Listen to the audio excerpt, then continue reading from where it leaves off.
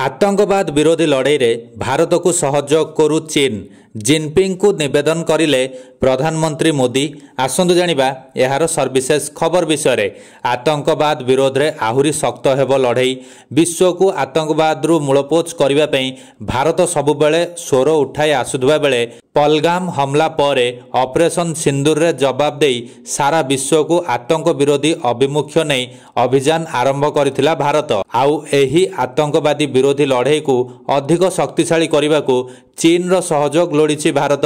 चीन राष्ट्रपति को आतंकवाद विरोध में भारत करुवा लड़ाई रे सहयोग करने को अनुरोध करिसेंती प्रधानमंत्री नरेंद्र मोदी।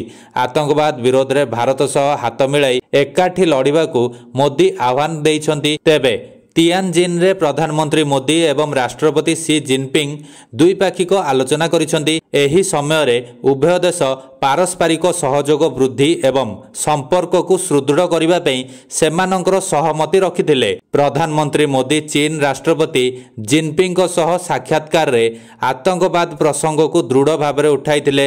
एथिसह आतंकवाद विश्व पई विपद बोली विवेचना करी मोदी आतंकवाद विरोधी लड़ाई रे भारत को समर्थन करने को चीन को निवेदन करथिले। वैदेशिक मंत्रालय अनुसार प्रधानमंत्री मोदी राष्ट्रपति सी जिनपिंग को 2026 रे भारत रे आयोजित हेबाकु थिबा ब्रिक्स शिखर सम्मेलन को निमंत्रण करिसेंती। दुई देशर संपर्क एमिति आहुरी सुदृढ़ हेबो।